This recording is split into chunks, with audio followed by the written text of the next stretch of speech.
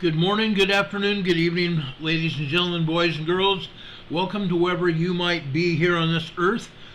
We're coming to you, the Emergency Management Associates is coming to you from the East Coast, from the Area Command, 392 miles west of Kitty Hawk Beach, North Carolina.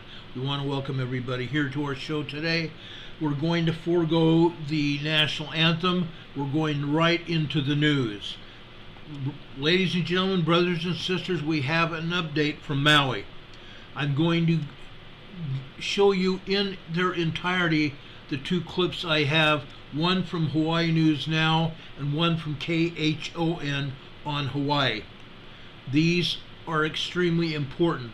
If you are really interested, I suggest you take notes, especially those of you that are living on Hawaii or have been displaced and are seeing this program either live or during a rebroadcast on YouTube. Please pay attention. There's a lot of good news here.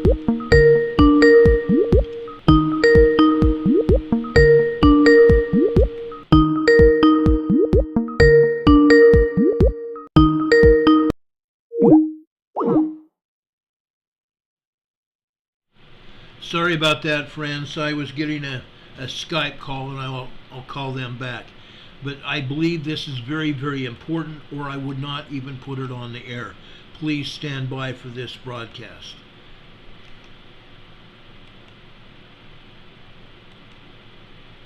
Federal assistance for Maui. Vice President Kamala Harris voices her support, as you see there, and says the White House is coordinating resources to get to residents who are desperately in need. The head of FEMA is expected in Hawaii today to meet with local leaders. The head of the Small Business Administration also going to be here, along with the U.S. Fire Administrator. We want to get to our first alert team, though, to get a look at our weather conditions to see how those fires are going. Yeah, all right. Good morning, guys. How are you? Well, I just want to say about the SBA and FEMA head flying here, there's no briefing. The best briefing in the world in a boardroom in Washington is no substitute for feet on the ground. The more these people see personally, the more they will be able to help us and the faster. And the stories they hear, too, right? Numbers and pictures can only do so much. And they're expected to be wheels on the ground today. Yeah. Speaking of wheels, improving for Hawaii Island. Maui will have more on the updates, but weather we're looking at, right? Yeah, the weather, which was such the linchpin for this entire tragedy, is definitely calming down. It'll help everybody in terms of everything that we do in terms of the efforts. Now, indirectly, of course, Dora caused those very strong winds, but Dora's almost out of our neighborhood, more than 1,300 miles away from us now. So the effect from Dora minimal, although we still are seeing some pretty good surf from Dora coming into south and southwest shores. Now with Dora gone, we are seeing some windward and Mauka showers this morning, but not a whole lot of rain, especially for those dry leeward areas. Remember, Kihei still could see more brush fires, as well as over in Lahaina. There's still some fires burning in that area. Firefighters on their own on fighting this, because with no help from nature, there's not going to be any rainfall coming in anytime soon, even though there might be some misty showers atop the West Maui Mountains. That helps with the water supply, however, and those winds will be calming down. They'll be running at moderate levels for the next several days, so it's going to be comfortable out there. So those windmills on the West Maui Mountains will be spinning because of those steady trade winds. Now, Kauai, they'll see lots of sunshine, as everybody will. If anything, we'll see a few overnight and early morning showers. That's going to be the trend, the typical textbook trading weather. And with that, all the sunshine, high temperatures running into the upper 80s. Some spots might crack 90 degrees today. I believe he's got your traffic. Thank you very much, Guy. First alert traffic for you. Let's go ahead and take a look at the island of Maui real quickly here. If you're wanting to get into West Maui, the only way you're going to be able to do that is if you have an ID that says you live in the areas affected. So if you're going Kahakula way around, this is where you're going to be stopped. Your ID will be checked. If not, you cannot get through. Ma'alaya is also closed off on Honopi'ilani Highway. That's coming in from that side. And once again, they are still working in Lahaina. Only way out of Lahaina is Lahaina Bypass Road. All the roads right now on Hawaii Island are open. Coming in from the west side, no stalls, no accidents right now on Oahu. Let's get you back over to the desk. All right, thanks, Billy. Coming up in 1 hour, right here on Sunrise, we're going to have a live interview with Governor Josh Green following his tour of Lahaina yesterday. Meanwhile, here's the very latest on what we know about Maui and what to expect in the coming hours. Right now, the death toll stands at 55. The number of injuries is unclear. The number of casualties, though, is expected to rise and will likely become the state's deadliest natural disaster since a 1960 tsunami killed 61 people on Hawaii Island. More than 1,000 structures have been destroyed. There is still no access into Lahaina from either side. Maui police say the public can leave the west side via the Lahaina bypass only, and Kaakaloa residents can only leave via Waihe'e. The county will now air updates on Maui radio stations 3 times a day, so 9 a.m., noon, and 3 p.m. You see the multiple stations that are going to provide information: 92.9, 99.3, 99.9, and AM 900. There will also be more information posted on the county website and its Facebook and Instagram pages. The Family Assistance Center will be open today from 10 a.m. to 8 p.m. It has been set up to help people connect with loved ones who are unaccounted for. The center is at 275 Uhu Street in the Kahului Community Center. The Maui Emergency Management Agency is going to pass out forms to be filled out to help in the process of locating unaccounted for family members. Maui officials say that hours beyond today have not been set yet, so stay posted for that. You can also call American Red Cross at 1-800-733-2767. There are still active fires on Maui. At last word, the Maui Fire Department said that there were 4 large fires that are still burning. None of them have been fully contained. Some have burned hundreds of acres. There have also been a lot of smaller fires, so this all straining the firefighters' efforts there. The Pulehu fire, Mauka of Kihei, was last reported to be 70% contained. The Lahaina fire was said to be 80% contained as of yesterday. Still, though, an extremely dangerous situation in Lahaina. It's still very, very hazardous in the burn areas. Things are falling every minute around us, and there have been some people that have been hurt by just falling telephone poles and such. So we need to make sure the area is safe before anybody can return to that space. Now, understandably, many people want to be able to return to their homes on the west side of Maui. But there's still a grim and somber task ahead. Authorities are still working to recover the remains of the people who have died. Lahaina town is hallowed sacred ground right now because our iwi are in that ground.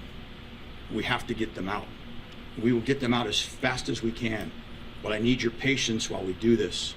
I know you need to get out there. I know that you guys don't have some of the supplies, you don't have power. But we have to respect the fact that we've got loved ones in that earth, and we've got to do the right thing and get them out the right way. That's going to take time. I'll get the road open as fast as I can, but I have to do it safely. County officials say 2 cadaver dogs arrived last night with a search and rescue team from Nevada.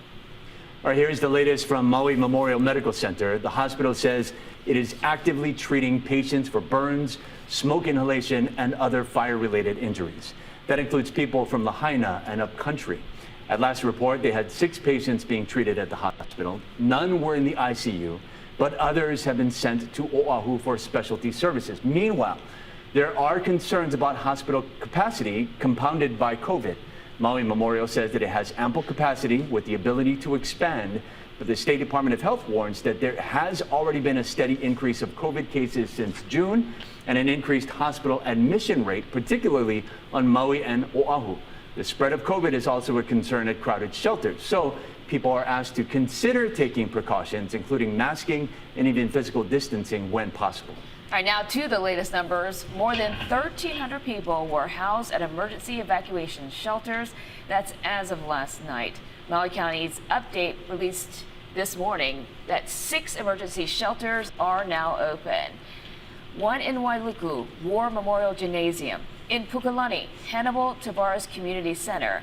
And then in Kahului, they have Maui High School, King's Cathedral Church, the Church of Jesus Christ of Latter-day Saints, Maui Lani, and Grace Bible Church.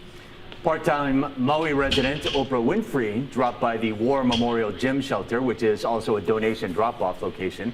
The media mogul, who owns more than 1,000 acres in Kula and Hana, went on a shopping spree for shelter supplies after meeting with evacuees. It's a little overwhelming, you know.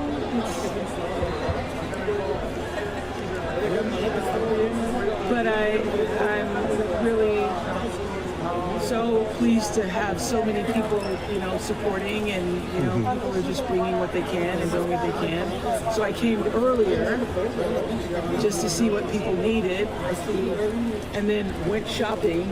Because often, you make donations of clothes or whatever, and it's not really what people need. So I actually went to Walmart and Costco and got pillows, shampoo. Oh wow, diapers, that's great. sheets. Back in 2019, Winfrey allowed residents to use her private road in Kula to escape brush fires in Maui and parts of Kihei. 6:09 right now. The evacuation of West Maui continued overnight. Howard is tracking transportation for us. Good morning. The Hawaii Tourism Authority estimates the number of people evacuated from Maui to Honolulu will top 30,000 today. Hawaiian and Southwest have continued to add extra inter-island flights as evac runs. Most booked Waikiki lodging, stayed with friends, or took flights home to the mainland. But thousands spent the night at the Hawaii Convention Center. The shelter at the Convention Center provided food, toiletries, and clothes, not to mention showers. Alaska Airlines sent an extra flight from SeaTac to Maui this evening, filled with relief supplies, water, non-perishable food, pillows, blankets, towels, wipes, baby formula, diapers. The same flight was prepped to take passengers back to Seattle this morning. Alaska also did some evacuation runs from Kahului to Honolulu, noteworthy because unlike Hawaiian and Southwest, Alaska does not normally do inter-island flights. The Maui homeless shelter Kahale e Kaola reports the loss of its 78-unit shelter in Lahaina. Executive Director Monique Ibarra, who toured the scene with police, says all the buildings are gone. More than 140 people were evacuated, some now at the Wailuku shelter. West Maui hotels are sheltering their own employees and families. We're told the Sheraton Ka'anapali got fuel to refuel its generators, but is now running low on food and medicine.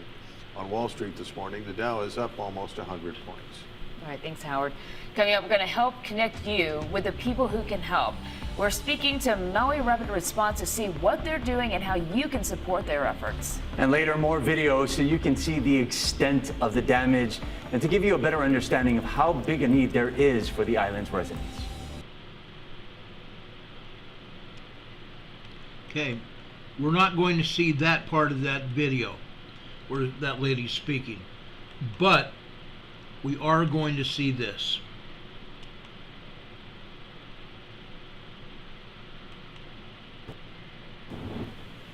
It is tragic what has happened there.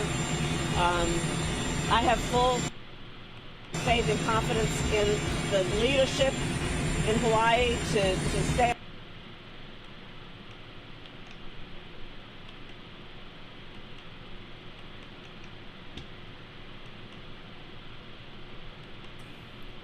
Hundreds of homes and buildings on Maui are gone, with 55 people now confirmed dead, and that number is expected to go up. Governor Green got a first-hand look at the destruction. He joins us now to talk more about the plan moving forward. Good morning, Governor. Thanks so much for joining us today. Good morning. I want to go ahead and begin with an update you have for Lahaina residents and visitors, some positive news. Yes, so we're heartsick over the loss of life. But people will be able to get back to their homes today. The mayor will make an announcement later this morning that people will be able to go and see their homes. We will be able to get people back into Lahaina. Now, I want to caution everyone, Lahaina is a devastated zone. They will see destruction like they have not ever seen in their lives. Everyone, please brace themselves as they go back. Be very safe, be very careful. But we are going to get people back. The mayor will also likely announce a curfew. We're going to have to be very careful. But we do want people to get back to their homes. I want to clarify again. So residents of Lahaina looking to go back in, there will be an announcement. They will begin to go back into their homes today. So those who are still in Lahaina, who didn't want to leave their homes, they'll be able to get out as well. What about family members of those living in Lahaina and loved ones and friends? I know a lot of people want to go directly to check on them or directly to distribute essentials. Will they be able to do that? Yes, that's my expectation. Again, they'll have to be very careful. Telecommunications were destroyed. That's why it was so difficult to sound the alarm for the fire, to communicate in this last, say, 36 hours to find out whether or not one's loved one was hurt or had gone the other direction to get out of harm's way. So that's what we need to do. We will be reuniting people. We will take care of our family, which is a statewide global family, in every way we can. But that is the plan. Please stay tuned very carefully for the message from Mayor Bisson. They're working day and night. Please be very understanding of the police and fire because they're still trying to be safe. Some houses that were burned, we have not been able yet to send fire rescue dogs and so on into those buildings. So we ask people, and we'll be very firm about this, do not go into any structure that looks even remotely affected by fire because we just don't want to see any other casualties. You talked about a curfew. Is that curfew for just the Lahaina area? Is it for the entire island of Maui? What time would that be and when would that start? I'd just be speculating. I assume it's going to be just the Lahaina area, but I'm going to defer to that direct management for the mayor. We're in full support of the mayor, as you can imagine. The county folks have to do all of the hard work right on the ground. It's my responsibility to support them, to bring resources, FEMA resources. You really can't even imagine the amount of support we're getting from across the country. President Biden has called me twice. The Vice President's been in touch with our teams. Senator Schatz and Hirono and our congressional folks have all been on top of this. Even this morning alone, I was able to talk to the HUD Secretary, Pete Buttigieg, who's our infrastructure, transportation czar, and the President, all around 4 a.m. They are all hands on deck. They will be sending resources. And as you know, the President turned around our request for the disaster declaration within 6 hours. I think that, in fact, I'm sure that that is the fastest it's ever been done. So we're grateful. We're grateful to everyone. And then there's the people all across the planet who love Hawaii and have begun to send millions and millions of dollars that we will get directly to the families that are suffering and struggling.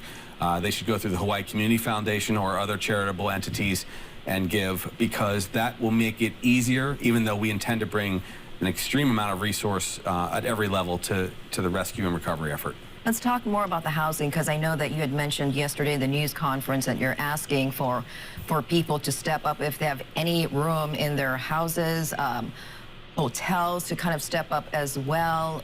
When exactly do you hope that would start, where people can actually move into other people's homes or hotels? And also, if you do have a place where you can shelter, where do you go? How do you let people know? So we will have a hotline and I believe a website available for people to be hooked into these programs. Hopefully later today, maybe as late as tomorrow. Our team is working already overnight with, for instance, the National Airbnb folks. They are going to provide us an incredible amount of resource in the form of houses that they have on their registry. But we have to coordinate that so that it's our local people that get into those units. Then on top of that, I'm going to pursue 2,000 hotel rooms. I have the leadership of the hotel entities, people like Jerry Gibson, Mufi Hanneman, all of the leadership from the hotels will be on deck again helping us. So we thank them, we mahalo them for working together. I spoke to the President about that specifically, and he said, "You got it, Josh." So I'm sure that that's going to come to pass. It's going to be a long need for this, because you have to understand, first off, there's going to be several hundred families that are displaced. Then when you see the devastation up close, you see that it's going to take many months to remove the debris. That means workforce people are going to have to be in the area. They're going to have to be staying on Maui.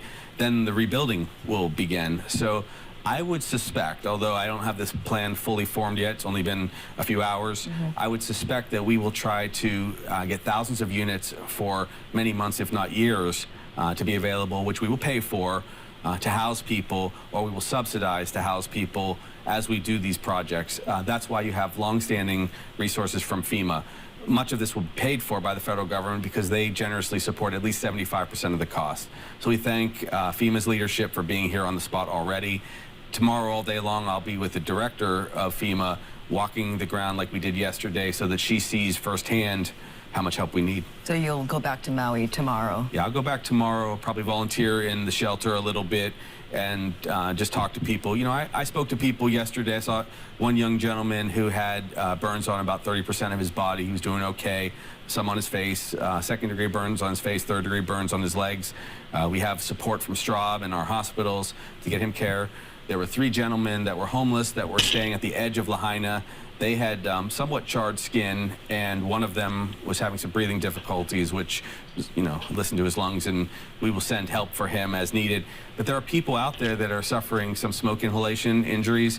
There are a lot of people that are traumatized. I want to be candid with you. The next phase of the recovery is going to be psychological. As people find out what they have lost, or the loved ones and friends that have been devastated, there will be a wave of psychological trauma. So our team will be with the county, with everyone, providing additional social services and mental health care services. And then the rebuilding will begin. But the psychological response is likely to be the next big hurdle. So everyone should be prepared. This is a long process, but it does give us one opportunity, and that is to come together. Republicans and Democrats from across the country have called me. Governors on equal sides have said they would like to help, presidents and international leaders. So let's set aside any difference and all put our hands together for the people of Maui. This is a unifying event, if nothing else, after we get through the traumatic stage. We talk about rebuilding. A big portion of rebuilding is the businesses, Yes. is the economic impact that Maui has felt and is going to be feeling for years to come for entrepreneurs, business owners out there watching and listening. Can you be more specific about the kind of help that they will have and when they will start to see that? Yes, it can be almost imminently. They should go to the FEMA website. We will get you all of those links so that you can have them, good phone numbers and so on. The small business associations can provide almost zero interest or very low interest loans. And in some cases, individuals will get grants who are people who also own a business, but they were devastated because they lived there. So the grants can range from, the low thousands up to $40,000, I believe, for individuals.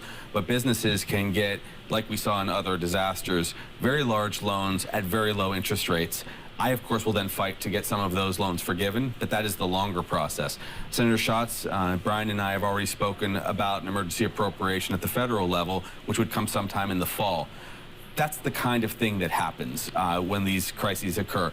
I don't think many people yet understand the full scope of the destruction that is in that region. Also remember, we have other problems. There are 11,000 individuals that don't have power because so many poles came down. I'll be getting an additional briefing from HECO today, or Maui Electric Company division and branch. But that also could kind of in some ways technically displace another several thousand people, many of whom are workers right there. So all of these things have to be done in partnership, and we are grateful to see, number one, the heroic work of the fire and police folks, the extraordinary efforts of Mayor Bisson and his team, and to have our congressional delegation here in state, plus the feds. I mean, it tells you how much people value Hawaii. One more partner, the military, Indo-PACOM, and those folks have offered any resources that we need. We will avail them of that. And so General Hara, who's our point person, we will have an additional command center, his deputy. All of those people will be working with the military to bring whatever we need, fuel, water, resources. The Army Corps of Engineers will help us rebuild. So expect an enormous amount of effort to go into this, but also think of it in the context of the larger questions. How do we make things safe long term? How do we have housing, enough housing in some of our rural areas, and even eventually, of course, on Oahu, when we see this kind of thing happen? This is all part of our global response to our problems. Before we let you go, I just want to recap in case viewers joined us a little bit later in our interview, but I do want to also recap to our viewers what Governor had mentioned earlier, that it will be announced later. Lahaina residents and visitors will be allowed back into the area, and residents will be allowed to leave. There will be a curfew likely announced today, possibly just for the Lahaina area, but again, the county will come out with that. Yes. So a bit of good news there. Before we let you go, do you have one final message to the people of Maui? Just that we love you. Ask for help as you connect with people across the state. Ask us to assist you from each of the other islands. Avail yourself of those relationships because people want to offer help. They just don't know how to help right now. A lot of people will take you in different parts of the islands, we are sure. Resources are coming. They're coming now, in fact. But we do need to be thoughtful and clear out of the area to the best of our ability, because a lot of reconstruction has to happen as we do search and rescue and the initial response to this disaster. But our hearts are with you, and our people will be on the ground 24/7. So we want you to feel totally supported. All right, and they are totally supported by the entire state and, of course, parts of the world as well. Governor Green, thank you so much for your time and for stopping by. Thank you. Okay, that's a report out of Hawaii today. That's the most information that we have gotten since this whole thing started. Most good information, I should say. We've gotten a ton of information out of Hawaii from the Big Island, from Maui, and we've also got information from Oahu. The shelter at the convention center in Oahu is still open. The people have not completely taken advantage of it as of yet. They had occupancy for up to 4,000 people, and I believe only like 1,500 people have been there. And that's good. That's good news that the area at that shelter is still available to people that need it. The area in Maui, the residents in Maui are also being asked if they have room to be able to help their neighbors and friends and other people that have been displaced. I urgently ask you humbly from my heart to open up your homes. If I was there and I had that ability, I would do that. I'm asking everybody to cooperate with each other, make new friends, encourage everyone to work together. It's only working together that Maui will return to normal. And it's not going to be tomorrow or the next day. This may take months and years to accomplish. The entire town of Lahaina is gone. The good news from the governor and the mayor, Bisson from Maui, the good news is that they are going to allow people that live there back into the area. They will be checking residential IDs, your driver's license, to make sure that you indeed live there. Those people will be back in that area to either look through the ruins of their homes and pick things up, or just look there and leave. Now, I caution everybody, anybody that is going back into the area where they lived, what you're going to see is not going to be pleasant. Number one, you're going to see a lot of ruins. A lot of things are not going to be as you saw them when you left. Things are going to be bad. It will look like a bomb has gone off. It will look like World War II. This is not and will never be a pleasant experience. Number three, you need to be aware of that area. It is a crime scene, basically.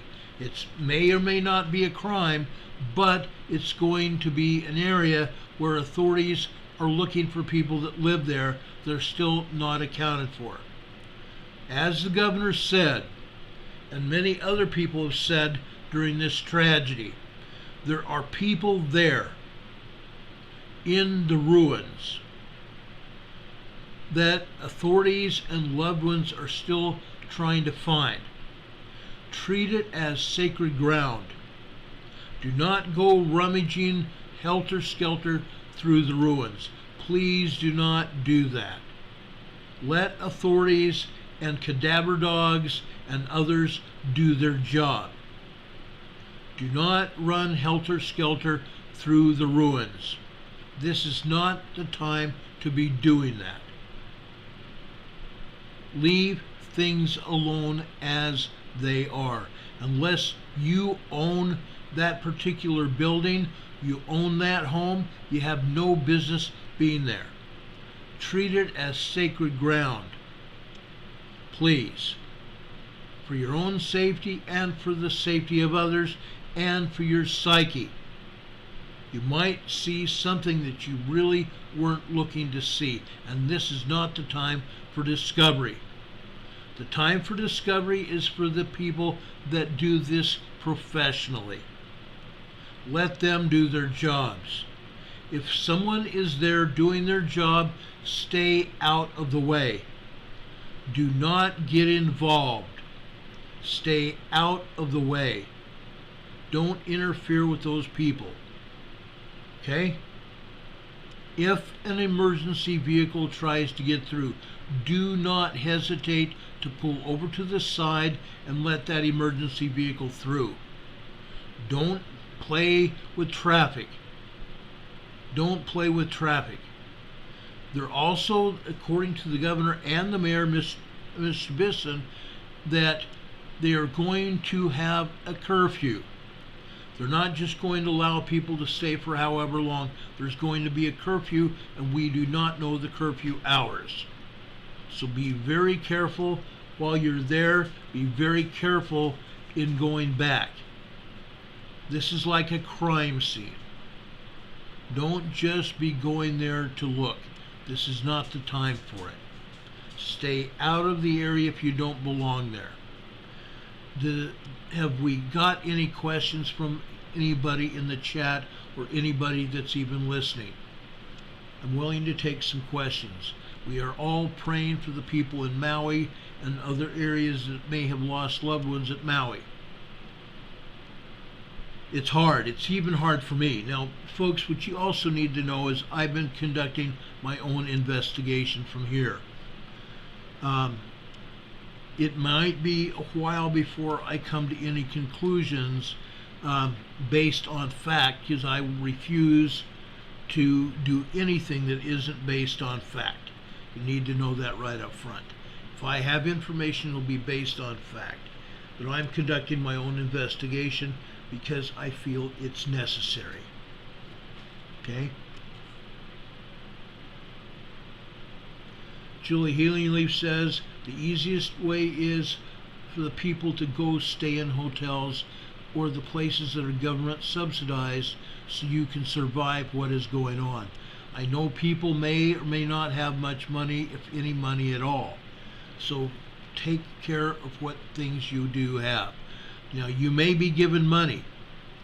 Treat it as money from God. Don't just go off and spend it helter-skelter all over the place. Don't do that. It may come to haunt you if you do. Be very careful how you spend money. Because if you spend it now, you might not have it tomorrow or the next day when you might really need it. Okay? Now, Space Force Alice says information on the first detection of wildfire dates 8 or 9. Is it? Wouldn't the state be aware of what date? Yes, they would. I'm sure the city of Maui Fire Department and the police department know exactly what's going on. Now, there was an interview of the police chief, and I don't want to even go there because he did such a good job, but even the police chief has been shaken. To see the man that's heading the police department right now, to see him shake and break down in front of the press last night, I didn't even go on the air with it. It's really bad. It's really bad. Julia Healing Leaf says job numbers go up and help. Yes, that's true. But job numbers are going to be going down at Maui. Businesses have been destroyed. There are people that are not going to have work. We saw the Hawaii First Bank there, totally obliterated. All that was left there is a facade of the building. People are going to be out of work. The tellers, the bank managers and such, the people that staff the food store, the Foodland store there, they're going to be out of work as well. The businesses are gone. All the businesses are gone. It was a beautiful area. It was a tourist trap, but it was a beautiful area. It's gone. Let the experts do their job. Don't get in the way of the authorities, please. Okay? Now, some of this is just common sense, but in a disaster like this, people's common sense goes out the door. Please use hesitation as a byword. Hesitation. Don't do something that you would not ordinarily do. People are going to be in a state of disillusionment. They may need to be helped. And I hope and pray that there will be people to help them. If you have friends or relatives there and they call you, be there as a listening ear. Unless they have specific questions and you can fully answer those questions, don't answer. Let them talk. Let them talk. Please be safe out there, whatever you do. Okay? Any other questions? This is very sad. This is very sad, and I will address this more in a few minutes. Okay, if there's no questions about this, I want to go over to a subject that we addressed yesterday with the Glenn Beck Show. I want to show you this. This happened, we talked about this yesterday, the shooting in Provo, Utah. I'm going to play the clip about this, and I know a great deal about what's going on. This clip is about 6 minutes long. The scene of a Provo home now clear after a deadly FBI shooting there yesterday. Tonight we are learning more about Craig Robertson, the man who allegedly made credible threats to President Joe Biden's life. And for the first time we are hearing from Robertson's family. Thanks for being with us tonight. I'm Heidi Hatch. And I'm Mark Cabell. Glad you are with us tonight. We start with 2 News team coverage for you, digging a little bit deeper into that Provo incident from yesterday. Jim is live at the airport following the president's departure, and joining us in studio this night is a former FBI agent, Carl Schmay, who will be sharing his insight on this case and what happens next. Yeah, first though, Ariel is back in Provo tonight where all this went down. Ariel, community members are still pretty shocked by what happened there yesterday. That's right. The investigative teams have since cleared the area that happened just earlier this afternoon. But this is the first time we are getting an up-close look at the home. Someone's left flowers here. Then if you follow me this way, you can see that the window is boarded up on Craig Robertson's home. Now, this video you should be seeing was taken by neighbors. It shows federal agents outside Robertson's home early yesterday morning attempting to execute a search warrant. Leading up to President Biden's visit, the FBI stated Robertson's social media activity was threatening towards him, along with other government officials. Details about that altercation between Robertson and the FBI have not been released, but according to the Associated Press, Robertson was armed. One Provo community member hopes to see more answers and soon about what led up to the shooting. How did this escalate? How did they end up killing him? Did they identify themselves when they showed up? What, in your mind, is a reasonable timeline to get answers? Well, they should be able to answer pretty darn quickly since the guy is dead. I mean, I'm thinking we should have some serious information already. Now coming out for a live look here at the scene that they've cleared of Robertson's home. The woman we just heard from says she doesn't agree with those death threats, but says she has concern about the FBI coming to Robertson's home and shooting him. Now we've posted all of the information the FBI has shared about the incident up to this point on our website, along with the joint statement released from Robertson's family just today. Again, that's all on KUTV.com right now. Reporting live in Provo, Ariel Harrison, KUTV 2 News. All right, Ariel, thank you very much. To get a little more perspective and some FBI protocol insights into what happened yesterday in Provo, we have former FBI agent Carl Schmay with us today. That's right. Carl is a security consultant and retired FBI agent. Thanks for coming in to speak with us today. Oh, you're welcome. We unfortunately see all too often officer-involved shootings, and we know the protocols after that happens where after about 10 days, usually we have videotape released. Eventually we'll hear the district attorney go through the case and talk about what happened. In the case of the FBI, what's the next step, and when will the public know exactly what happened that morning and maybe what went wrong?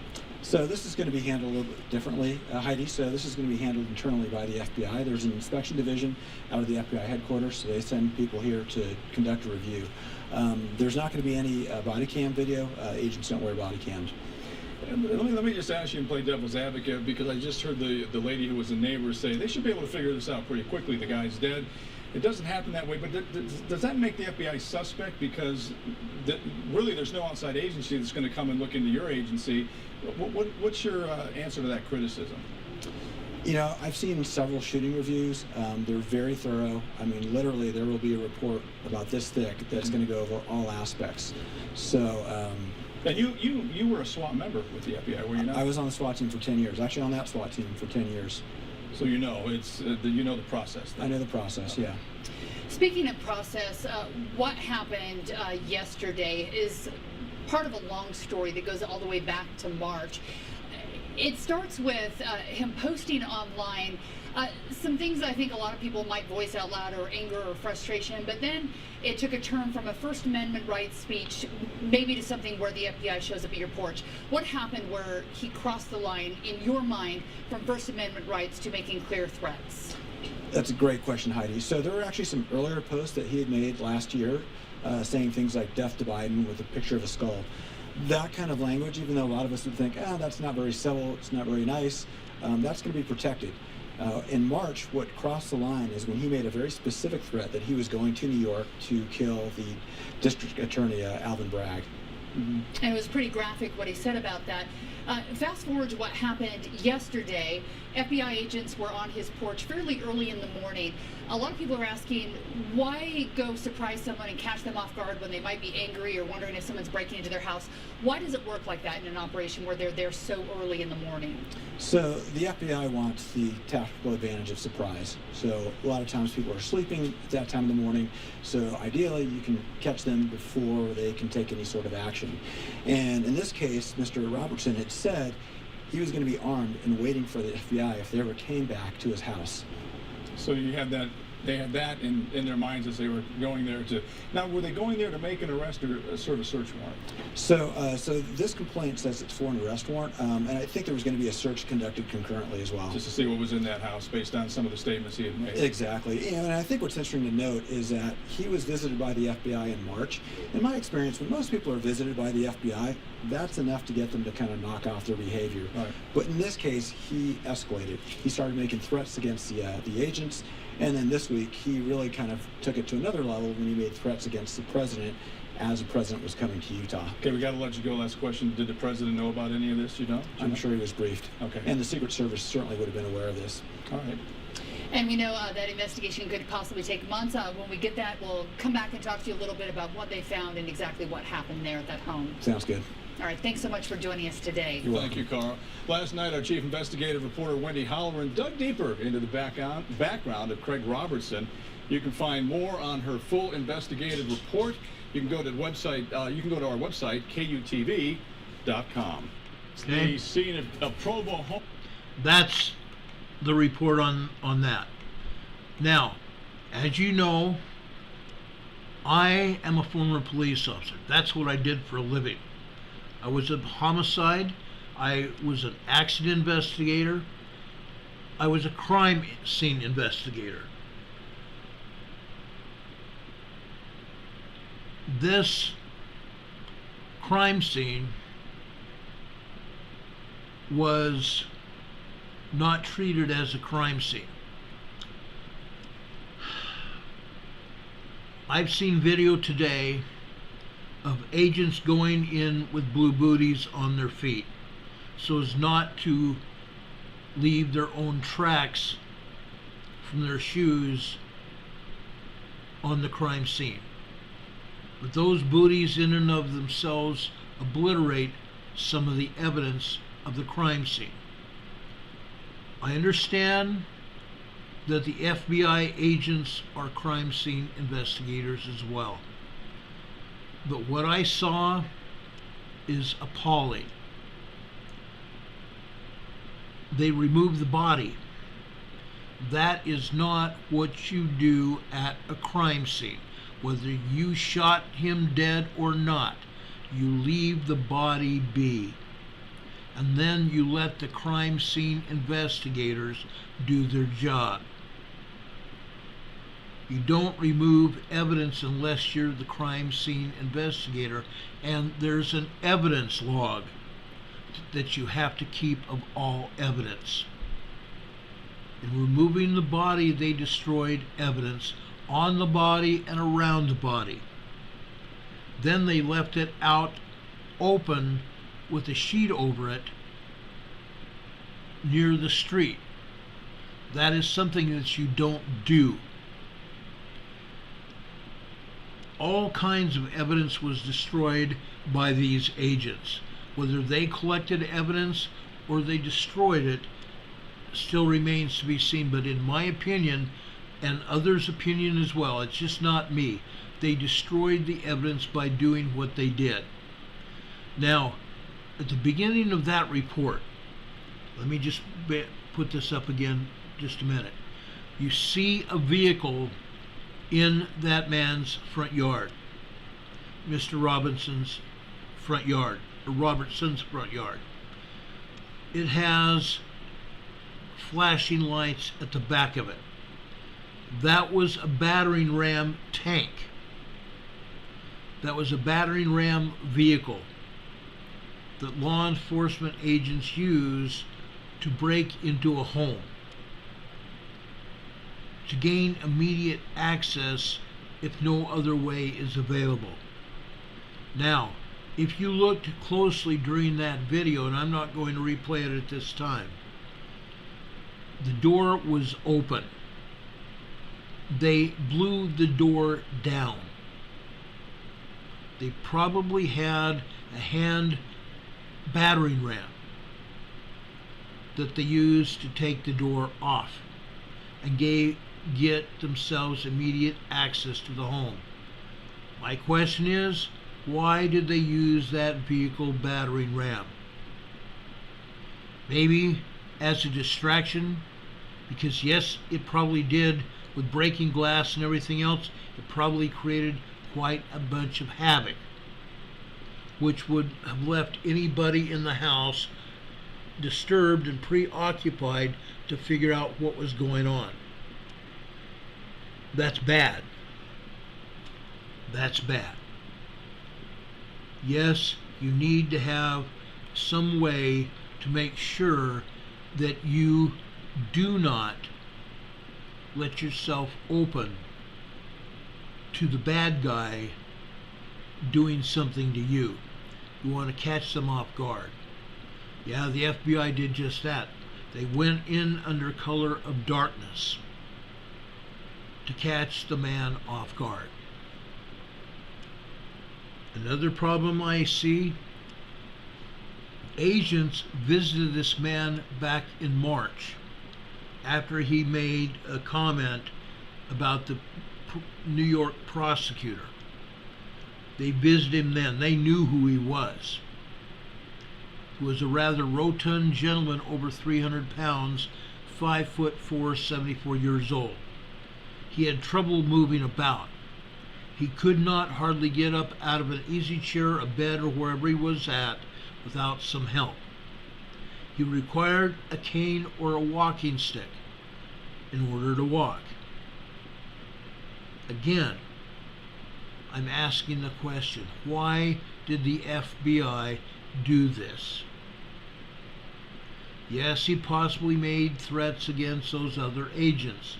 That was also mentioned. But why? Why? Okay? Yeah, they surely surprised him. Then they shot him dead. I have real concerns with that. This goes against every police protocol that I was taught over the years. Every year I was required to go back to the police academy by law. 72 hours of training by law, mandated. We had 5 days worth of training every year. We surpassed the 72 hours worth of training. We had 5 days of training, including range training, up and above the quarterly training that we had to do, also required by law. Those agents were law enforcement trained. They knew the protocols, and in my opinion, from judging by what I have seen, and yes, I have seen quite a bit, they violated protocols. Okay? something's very fishy in Provo, Utah. I didn't know this man. I know he was a faithful churchgoer. He was in church every Sunday. He was the clerk for the congregation. The bishop of the congregation asked him to be a ward clerk, which in this case, with that particular most of the LDS people in Utah or anywhere else, the ward clerk is part of what they call the bishopric. The bishopric has 2 counselors as well as a ward clerk. He held a very responsible position. He was a teddy bear of a kind of person, as multiple people have said. So guys, I have a lot of questions about this. And I, like a lot of news organizations, are going to wait and see what the FBI report says. And yes, I will do my own digging into this as well, and I may at a future time give you more information about this, because I am deeply disturbed by what went on. You don't have to use deadly force in every situation. And in this situation, I don't believe it was necessary. My opinion and my opinion only. Anyway, I told you we were going to get back to talk about fires. Now, we've all seen aerial views and street views of fires. The Camp Fire in California, in Paradise, California. We've seen fire scenes all over. As a former police officer and before that a firefighter myself, I've seen fire scenes. The aerial views of destruction is really bad. In this case, here on Maui, over 2,000 structures have been demolished by fire, lost, gone. Driving through that area, seeing pictures of people, or reporters possibly, or authorities driving through the area, it's pretty bad. The flames burning through the forested area of Maui and other cities and towns that I have investigated or been in myself, it's pretty bad. Black, thick smoke. And folks, you're going to smell smoke over there in Maui. As any of those folks that go in there to check their homes and their businesses are going to smell. You're going to smell smoke. And it's bad. And in some cases, smoke is going to billow over the road like a dangerous fog. I don't think necessarily that this smoke that people are going to smell will be cutting visibility. But it's not something that I ever look forward to as a member of law enforcement or fire protection. Everybody knows the signs of fire. Gray smoke meant vegetation. Black smoke meant homes, possibly entire city blocks. The Maui fire is still a wildfire. There's still some burning going on. I believe they now have it contained. They're putting out hot spots. This is what they have in Maui. It's called urban conflagration. Structure to structure to structure ignition that carried the fire throughout the community.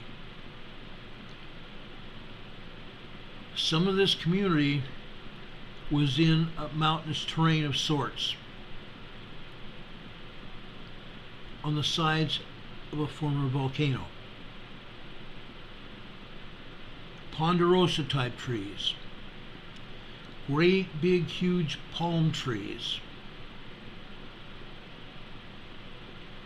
All that area seemed susceptible to fires and the ravages of fires because of all the trees and the dry vegetation caused by the drought in Hawaii. We learned that there was a big drought in Hawaii because they haven't had a lot of storms go through there in the past year. But we realized one thing by the Camp Fire in California and the Maui fire now. It has changed the character of the landscape. It's changed the character of the people that have fought the fire and have been part of securing the scene so as to not let anybody else be hurt, injured, or otherwise burned. The entire character of the area has changed forever. And in the revelation of this fire, in hindsight,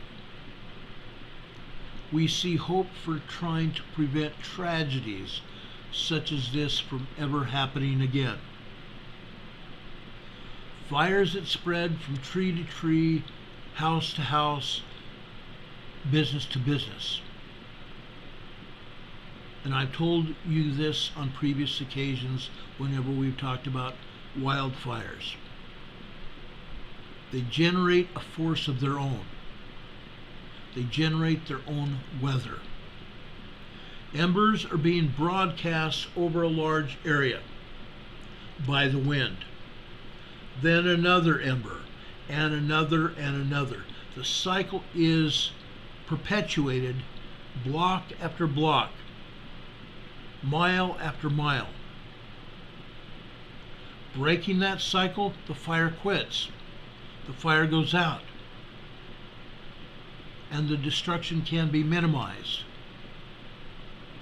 I think we and all the others are going to learn a great lesson from the Maui fire, and I hope the people in California have learned an even bigger lesson from the Camp Fire in Paradise, California.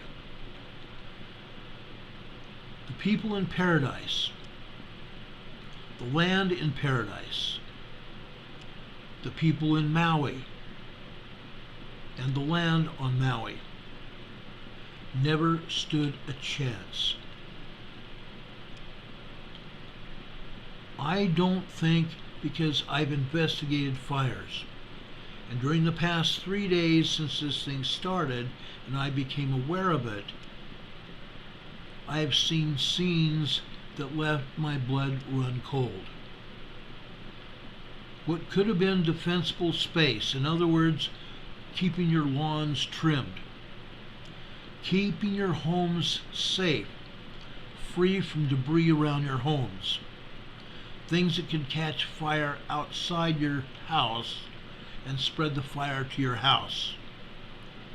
Defensible space and hardened structures could not have kept the firestorm and carried the embers from the fire from place to place on the wind gusts.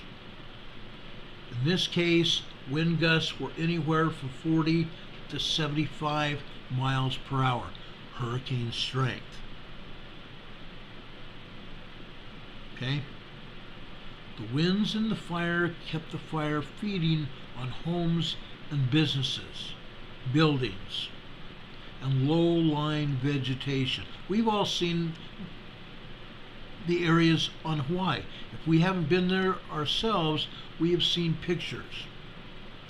Low-lying vegetation dried out to some extent. And all that burning has reduced the town to ash. The town and the houses to ash. Most telling were the trees in this case.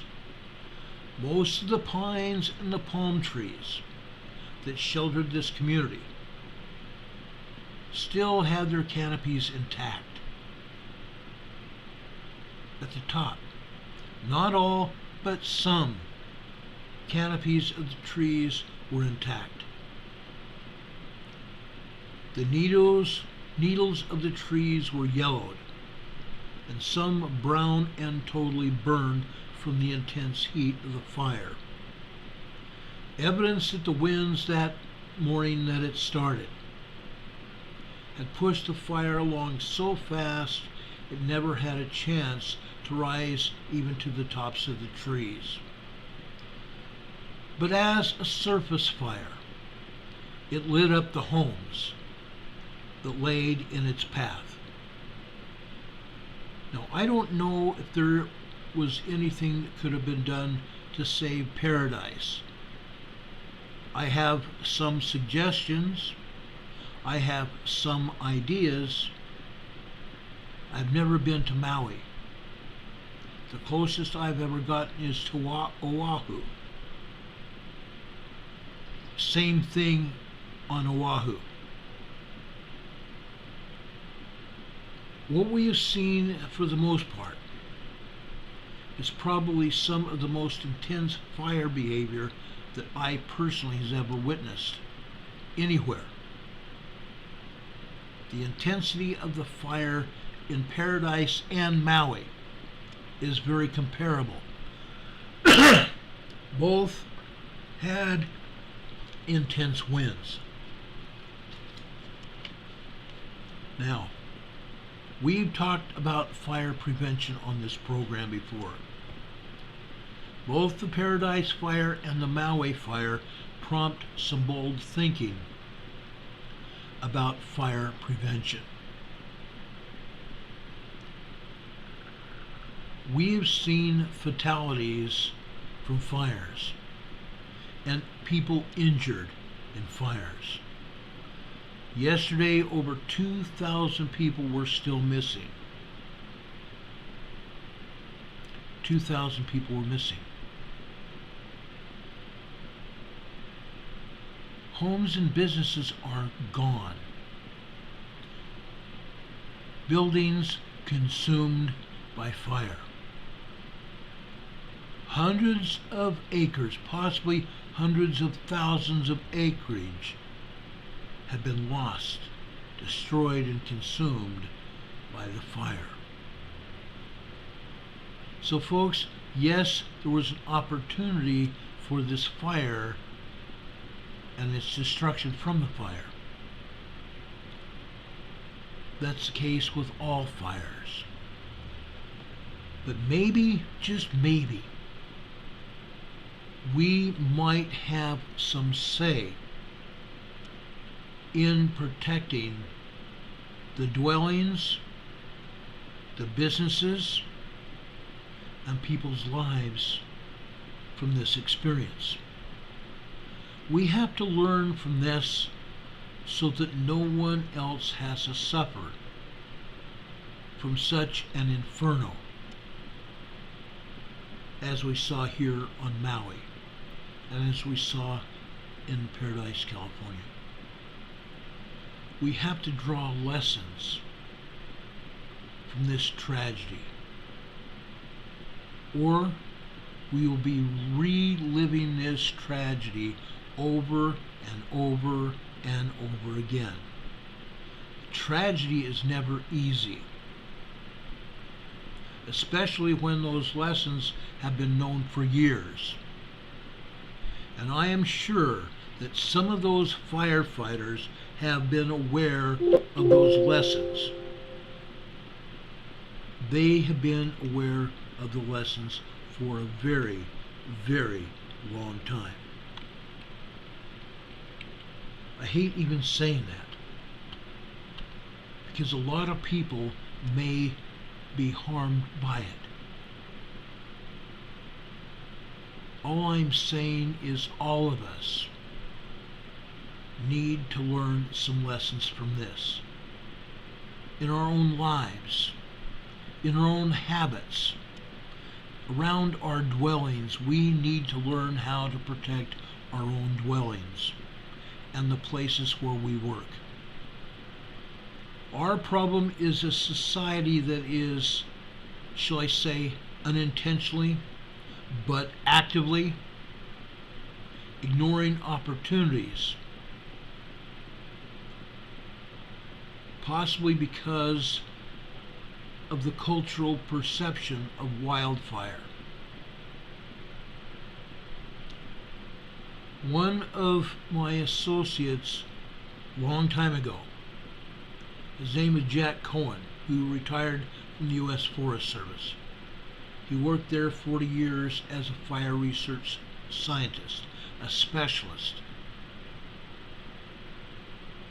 The perception of wildfire is based on myth and fear, and also complicated by ongoing narratives that attribute these horrible, terrible conflagrations like the Camp Fire and the Maui fire.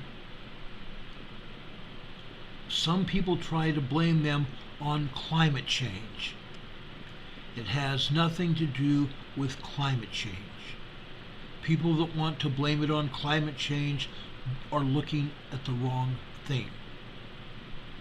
It has nothing to do with climate change. Overgrown forests, overgrown areas of vegetation needed to be cared for in both those Camp Fire and the Maui situation. Overgrown vegetation should have been reduced. Should have been reduced. It's a huge factor. Urban encroachment into rural areas is another factor. There were many rural areas on Maui. Each of these things has played a role in perpetuating and prolonging our recent fires that we've seen and had.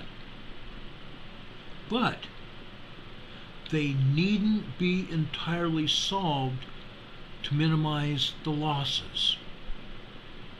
And I hope a lot of people see this program, because I'm trying to give you some ideas on how we all can play a part in reducing wildfires and wildfires around our home. The steps that can be taken to protect homes and communities. Those steps require cooperation, not just from you and I, but the cooperation of our community together. All of us. And it also requires political will. We have to get the cooperation of our politicians, or things will never change. And we know all about politicians. Poly means many. Ticks are a horrible parasite. And some of these many ticks in our society have to be gotten rid of. We need to be very careful how we vote in our elections. We need to be very careful who we appoint or nominate to run for offices. We need to make sure that we put people in office who will do the job that we elect them to do, and not be there all their lives collecting money with very little compensation to us. The first thing we need to do is address the misinformation about wildland fires. Over decades, Americans and other people of other nations have become disassociated about the reality of fire. Back in the day when we had Smokey Bear in front of us on our televisions and at community meetings, Smokey Bear character was almost too successful in demonizing wildfire and fires of any kind. There is a time and a place and a set of circumstances when fires are beneficial for the landscape. Beneficial for the landscape. When was the last time you thought about that? Thought about fires being beneficial to our landscape? When we have vegetation fires leave seeds behind, and those seeds repopulate the area with vegetation. In some cases, we as humans, we as members of our community, need to go out there and replant trees and vegetation ourselves to prevent the land from slipping and sliding down the mountain, creating ever more damage to homes and lives and more destruction. There is a time and place and a set of circumstances when fires are beneficial for the landscape. These videos of flames devouring up canyon walls and photographs and video of firefighters standing as literally heroic silhouettes in the foreground of fires in front of them. The belief that fire is both a scourge and an enemy. The reality of fires, forest fires and wildland fires, is more nuanced than that. People see what they believe and they believe what they see. And that prevents a change that could be readily available to all of us. An effective approach to preventing disasters.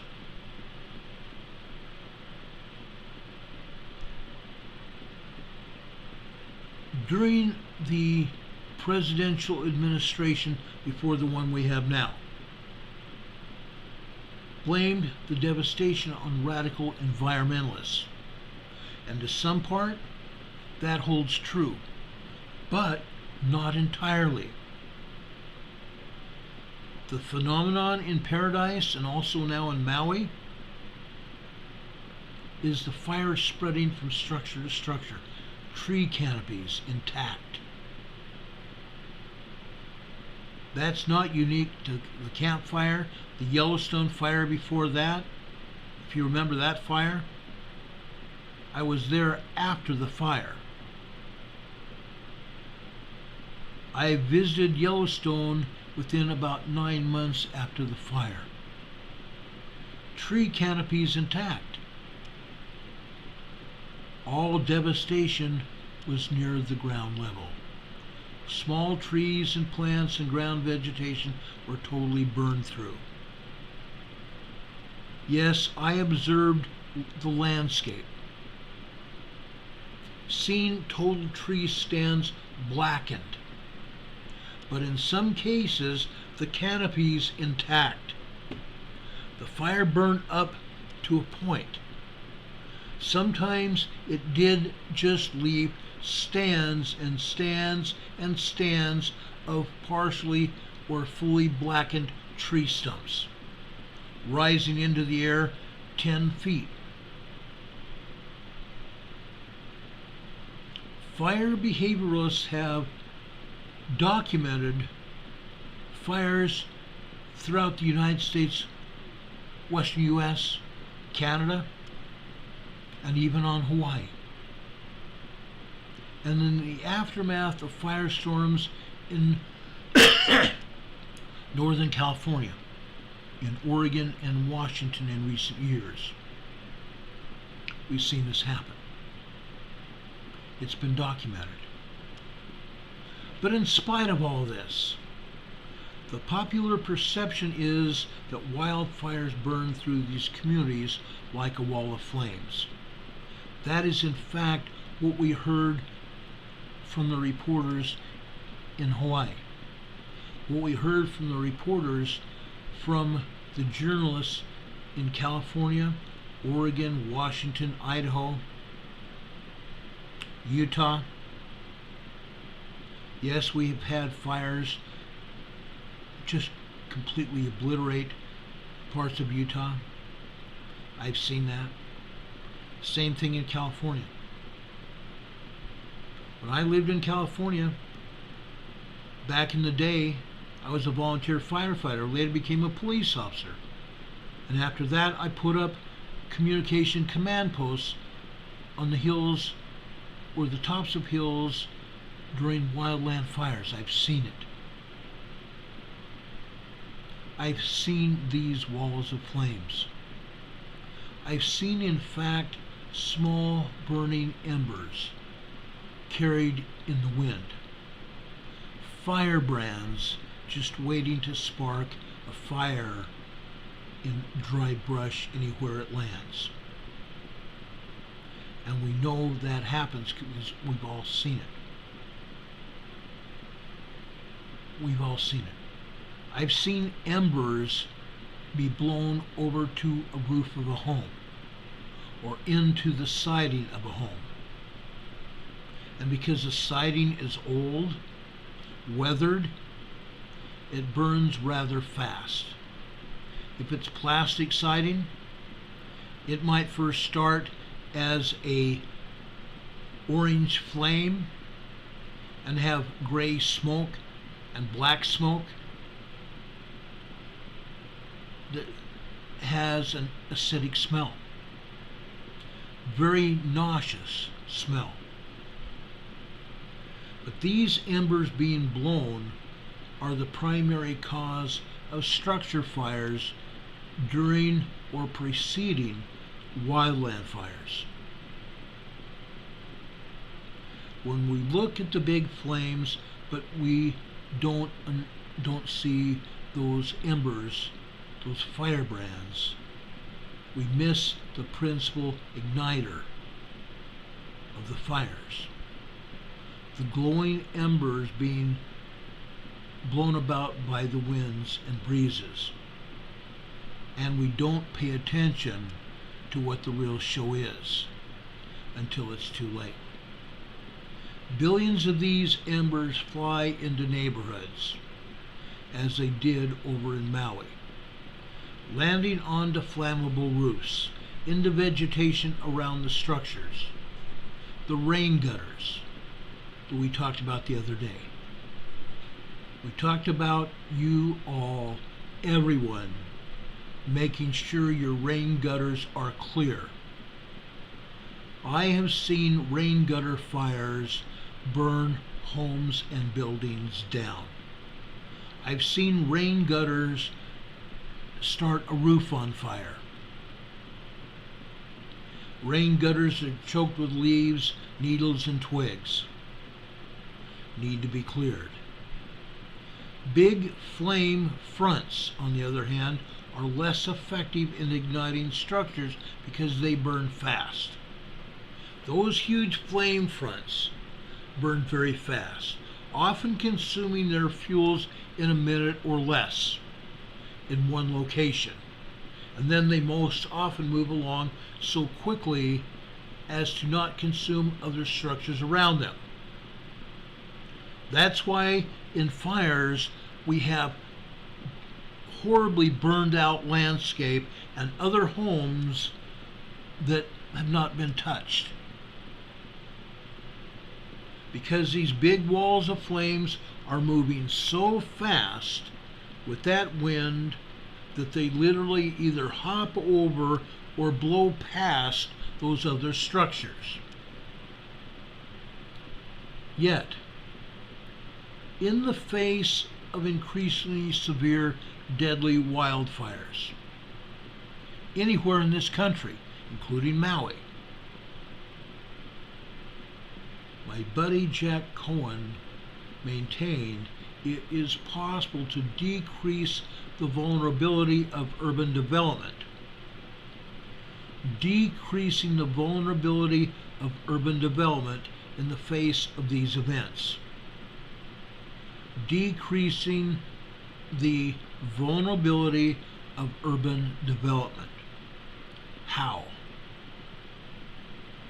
Uncontrolled extreme wildfires are inevitable. But does that mean these disasters are inevitable? No. We have to protect, and we have great opportunities as homeowners to prevent our homes and our businesses from igniting during wildfires.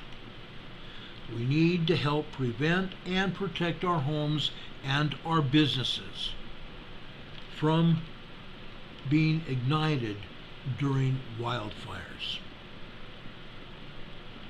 And I'm sure that the firefighters, firefighter management, meaning captains and lieutenants and fire chiefs, are going to be looking and examining their own state fire codes. After the campfire, that's exactly what our firefighters and their fire chiefs and fire marshals and fire investigators did. Examined their own state fire codes. And that's exactly what's going on over here in Maui. They're going to have to be concerned about preventing these urban areas from becoming enveloped by wildfire in the future. This is going to open the door for behavioralists to consider the strengths and weaknesses of their own state's codes for protecting property and fire-prone rural environments. Protecting property and fire-prone rural environments. And that's a big mandate. That's a huge endeavor.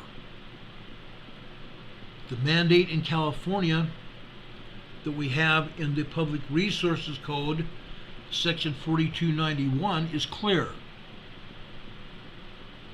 And this code is probably all over the western United States, and it may also be in Hawaii. But I don't think anyone was enforcing this.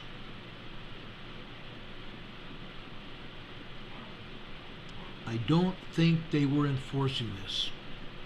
A 100-foot perimeter of defensible space.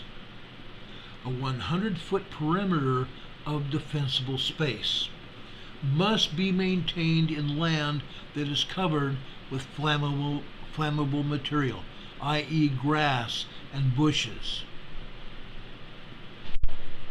You need to maintain 100 foot of defensible space. We have to take care of everything from 5 feet out. Firefighters have to take care of everything and anything from 5 feet out, so that when it burns, it doesn't produce enough radiation, meaning heat, to ignite the structure. 5 feet out away from the structure. To keep that fire down, the heat from that fire from radiating into the structure. Radiating enough heat to produce a flame to come in contact or to begin consuming that structure. We have to give ourselves some area, some space. And I do indeed hope, and I've been told, that the people in Maui will see this message. The information I'm giving you is information that I've had in my files for years. And now is the time to talk about it again. The photos that I saw of the Paradise campfire, the destruction of the buildings and the homes, the pictures and the video that I have seen over on Maui, those pictures will always be a haunting memory of mine. Buildings and homes destroyed. Recreational areas destroyed.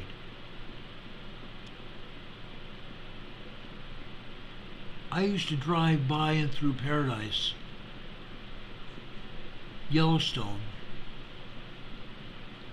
southeastern Idaho, and almost all parts of Utah and California.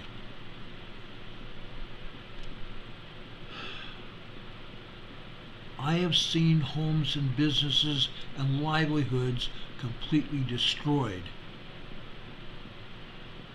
because management, politicians in general, not doing their job and helping firefighters, fire companies, departments, and other agencies in maintaining a defensible space.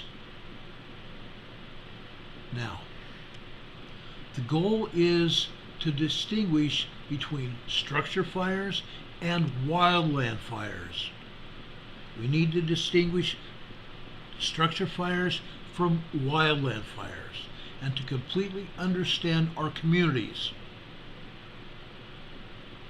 We need to understand that the communities can be separated from the wildfire. Communities can be separated from the wildfire. This did not happen, I don't believe, on Maui, because the urban development went from one place to another, from Lahaina out into the urban areas. I did not see much defensible space. Maybe I'm wrong. I hope I am. But if I'm not, I'm speaking to everyone that knows what's going on. Everyone here watching our program today or in the future is truly going to understand what I'm speaking about. Our homes and businesses in our communities can be saved. We don't have to live in ammo bunkers, however. We don't have to live in steel buildings, steel-fronted buildings. One, not attractive, and two, certainly not attractive from the curb. We don't have to entirely eliminate fire from within the perimeter.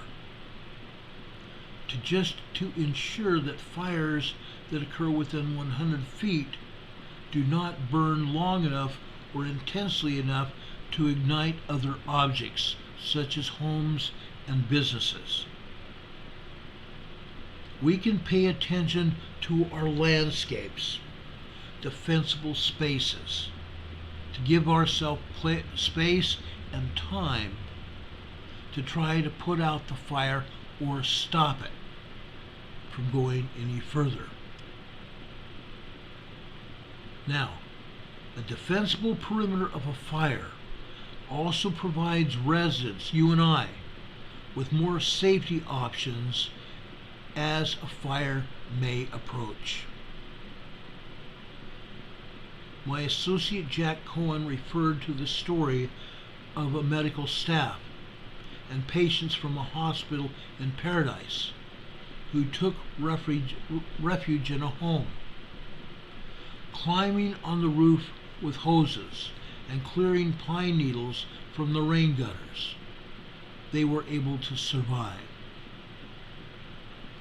Going up on top of the home, the building, with hoses, clearing pine needles and other debris from rain gutters and the roofs, and they were able to survive the fire. A house that doesn't burn is the best place to be during a fire. A house or a building that does not burn is the best place to be during a fire.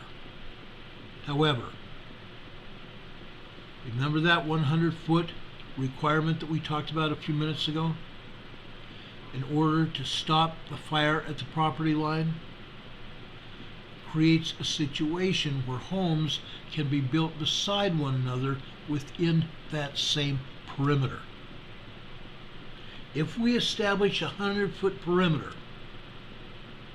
on our property, on our neighbor's property, and everywhere around us, we will have a huge defensible perimeter around our community. And it's my ideas here to do that here and from now on.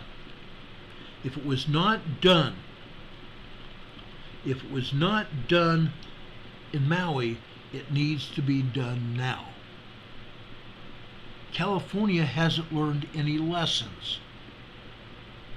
Very little has been done since the campfire. People don't get the message. I don't believe the message has been given out to our homeowners. It's not discussed in our communities enough. No firefighters have gone even door to door or into community meetings, asking for community meetings where we live, to talk about a defensible space, to protect yourselves, your home, and your belongings. If multiple homes share this perimeter that we're talking about, then every home will not be a potential ignition source, because we have a defensible perimeter. We will be able to slow down or stop the fire at the perimeter property line. Most homeowners don't know anything about this, and they cannot create this defensible space beyond their property line if that means trespassing on someone else's property. We need to get the word out to our neighbors, to our friends on both sides of our property, to make sure all of us clear that defensible space and maintain it. Maintain it. If one person doesn't maintain it, we're all screwed. We can help that person, we can volunteer our services, or we can plan it as a party. Let's have a party at your house. Let's get a bunch of us to help you clear out your yard, to make your yard look pretty and livable in again. Make it a party if that's necessary, so that we maintain a defensible space in the entire area of our community. That includes businesses as well, not just homes. All it takes is for one home or building to catch on fire, and the heat and the embers from that fire put the other buildings and homes in jeopardy. The fire departments, either the state level, the Hawaii fire people, or the Cal Fire people, or the Idaho people, or the Oregon or Washington people, Utah firefighters on a state level, they are responsible for enforcing requirements for fire prevention. Then it comes down to the local fire companies to try to inspect every property that's spread out over literally millions of acres. It's a monumental task, but we must do it. We've got to do it. We have to change the social dynamic in our communities. If Paradise or Maui and other communities destroyed by fire are to be rebuilt, then the conversation must address the role that our neighbors play collectively in protecting themselves and all of us and our environment. The conversation must address the role that all of us play in protecting our entire environment.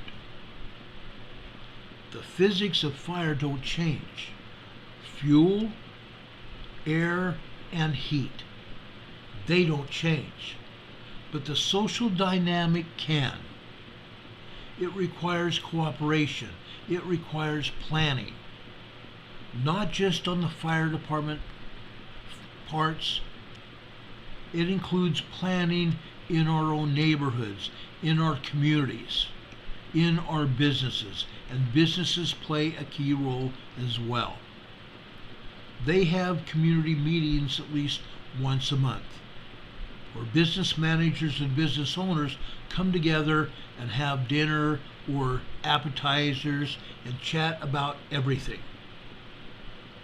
They can make fire prevention part of that chat.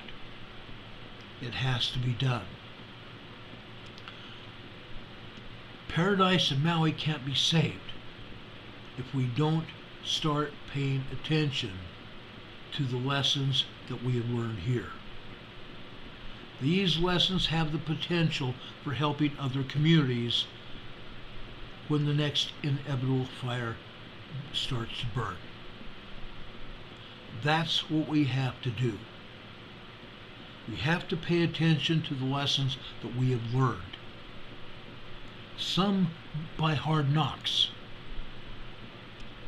But these lessons can help us prevent another inevitable wildfire from completely devouring communities and homes and lives.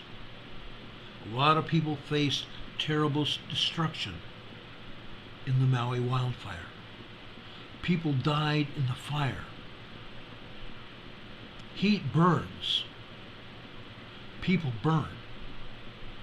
I cannot even imagine the feelings that those people had as they were burning to death, literally.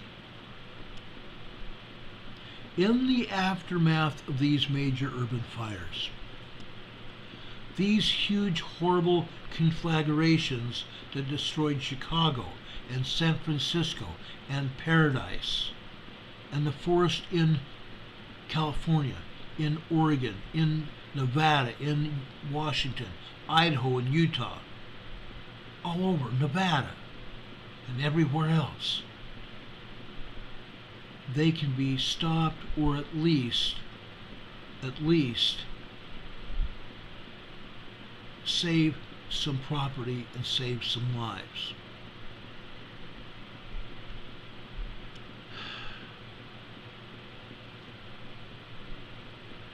A 1982 fire took out 4 blocks in Anaheim, California.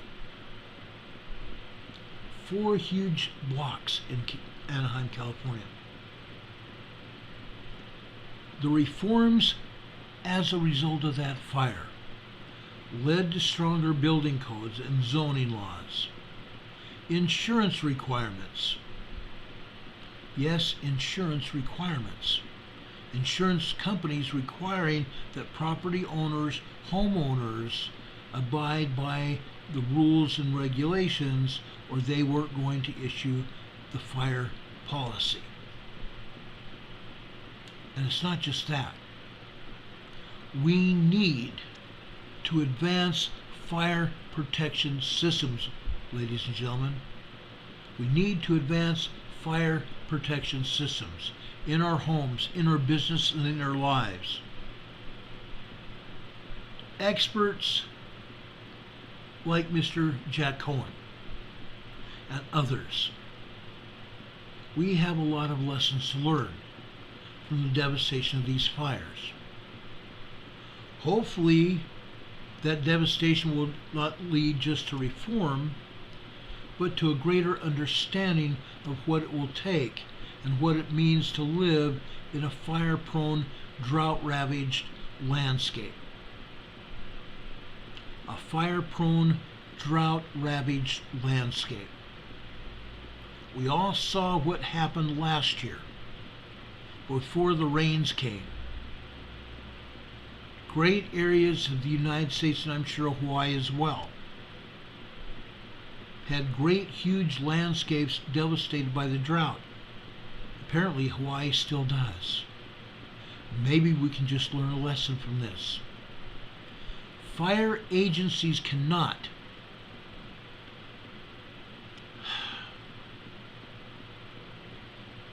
fire agencies cannot be entirely relied on to keep fire away from homes or businesses, or to keep homes or buildings from igniting. The wildland firefighter's job is to contain the wildfire. It's up to the community to keep it safe. It's up to the community to keep it safe. This is not what I wanted to be talking about today. And quite frankly,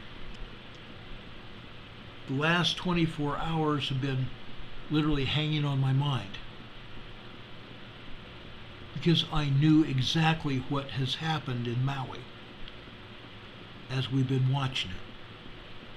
I've studied the fires in southwestern Canada and over in eastern Canada. I've talked to some of you. Folks, it's all of us. Betty Zoom in chat says, Ron, in Canada, a study was done in Alberta. They claim it's the oil fields. Okay? I will say that that might be part of it. But as I look at oil fields around the country, no, I have not been in Canada in a lot of years. Quite a lot of years. And I've seen oil fields here in the United States.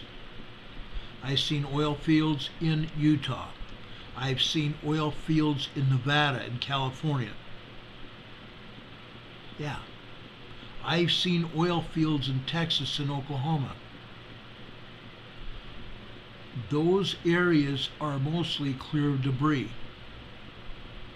If a fire hit there and actually got to the pumping operation, if the people that were operating the pumping operation did not turn off their well, seal it up or stop it from pumping, yeah, that could create a huge fire. But if there's defensible space like I have seen, those fires won't consume the oil well. And there won't be any fires even anywhere near it. That's what I've seen. Okay? Brokefish says, I have urban interface training and there are rules to follow. There are absolutely rules and regulations that have to be followed. The problem is, our fire departments have done their best, and I really do believe that. Our firefighters have done their best to teach us. I have been to meetings in our communities. I've been to meetings in communities in Utah, in Nevada, in Idaho, in California, in Oregon and Washington. I've been in meetings in Colorado. I've been in meetings in Montana and Wyoming. I've been in meetings in Ohio and all over Illinois, Indiana. I've been in meetings in Texas, in Oklahoma. I've been in meetings here in North Carolina. I've been in meetings in Virginia and Pennsylvania and Florida and Georgia and Alabama, in Washington, D.C. Meetings in our communities are what is going to make our communities safer. The fire departments do a magnificent job, but their job is not over, and either is ours. We have to respect the laws and regulations in our communities. We need cooperation from our neighbors. The entire community is responsible for the entire community. All the people living and running businesses in our community are responsible. It's not just one person or one fire department. We need to all take our own responsibilities for this. Make sure from this day forward we think about defensible property around where we live. Make sure it's clear of debris. that could burn. Make sure it's clear of the entire area where we might be playing in, our yards, our homes, our properties. When you go out camping or driving to visit areas, make sure the place where you're at is campground safe.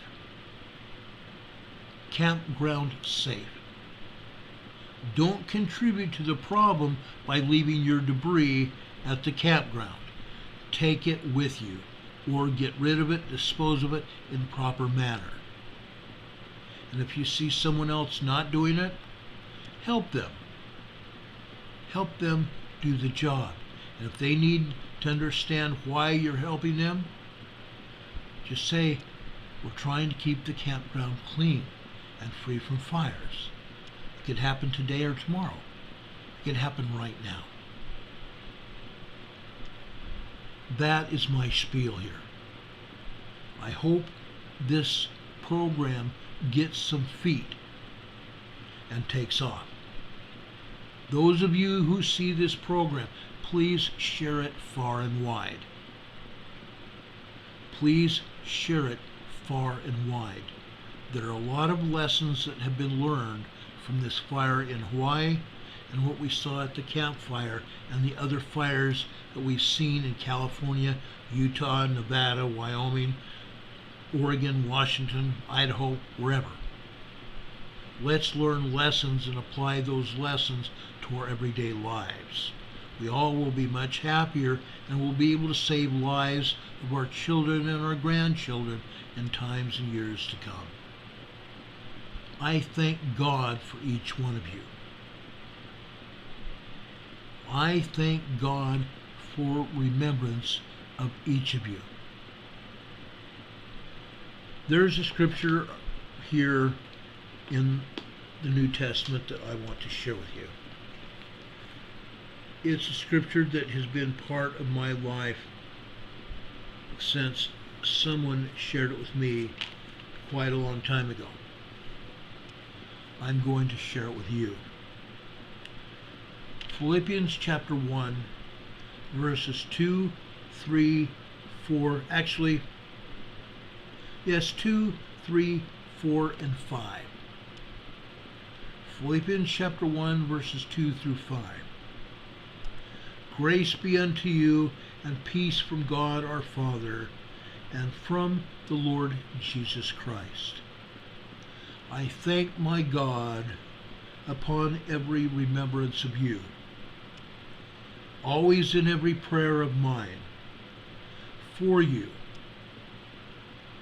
all making request with joy, for your fellowship in the gospel, from the first day until now. That is by far one of my most favorite scriptures ever.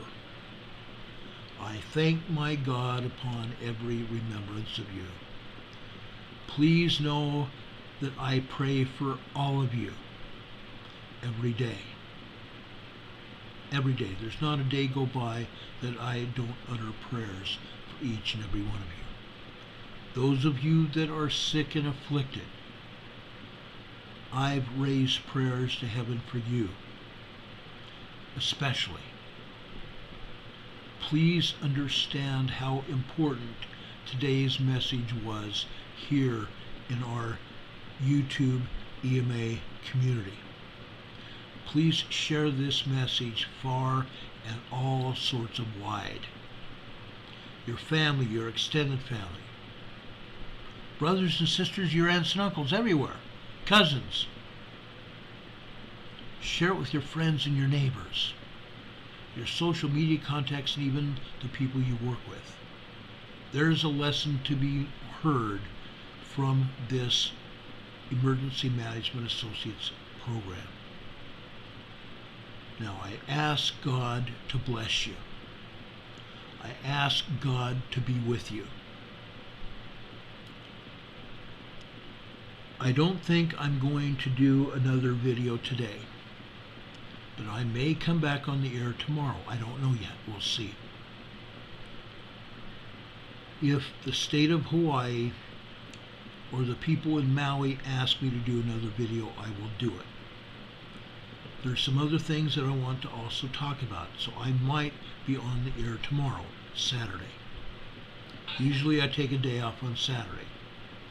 Sunday at 12 noon, I will be doing a Sunday school class that I have done for a very long time now, years.